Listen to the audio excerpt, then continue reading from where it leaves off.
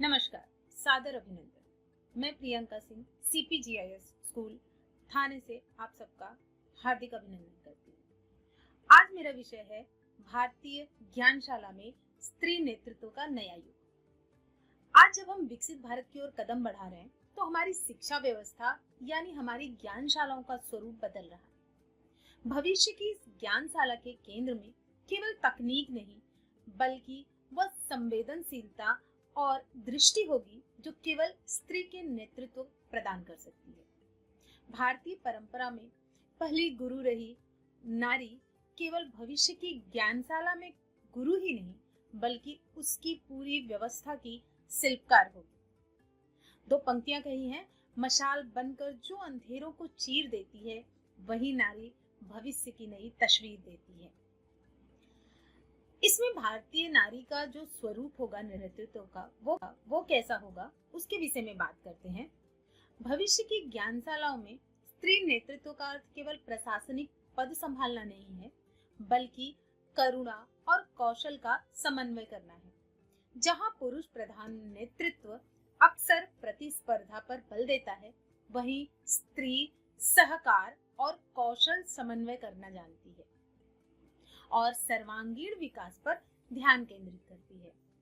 हमारी ज्ञानशालाओं को आज ऐसे ही नेतृत्व की आवश्यकता है जो छात्र के केवल बौद्धिक विकास के नहीं बल्कि साथ ही साथ उसके नैतिक और भावनात्मक स्वास्थ्य की भी चिंता करे।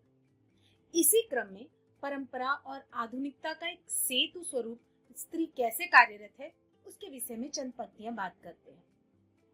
भविष्य की भारतीय स्त्री नेतृत्व वाली ज्ञानशाला में एक हाथ में उपनिषदों का सार होगा तो दूसरे हाथ में कोडिंग और आर्टिफिशियल इंटेलिजेंस AI जैसे संसाधन होंगे।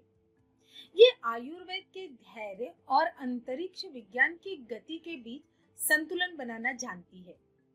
नारी जानती है कि संस्कार के बिना शिक्षा केवल एक मशीन तैयार कर सकती है जबकि स्त्री नेतृत्व उसे मनुष्य बनाती है।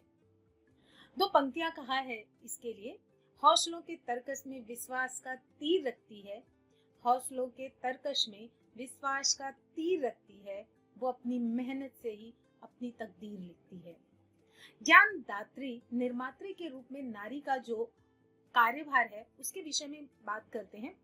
आने वाले समय में स्त्रियां केवल बनी बनाई नीतियों का पालन नहीं करेंगी बल्कि वे नई शिक्षण पद्धतियों की रचना करेंगी।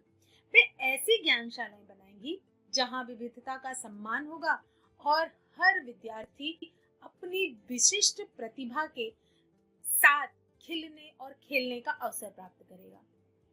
ये नेतृत्व केवल आदेश से नहीं बल्कि आदर्शों से संचालित होगा। अंत में मैं यही कहना चाहूंगी कि भविष्य की भारतीय ज्ञानशाला एक ऐसी जगह होगी, एक ऐसा स्थान होगा जहां स्त्री केवल पढ़ाने का कार्य नहीं करेगी बल्कि वो ज्ञान के लिए नए प्रतिमान स्थापित करेगी। जब भी नेतृत्व के स्थान पर पद और लालुकता की आवश्यकता होगी, एक विदुषी स्त्री का ही चरित्र हमारे सामने आएगा।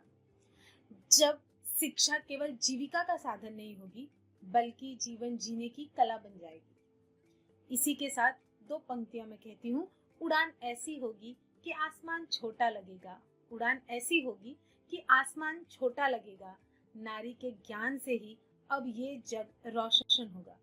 इन्हीं सब बातों के साथ मैं अपनी वाणी को विराम देती हूँ।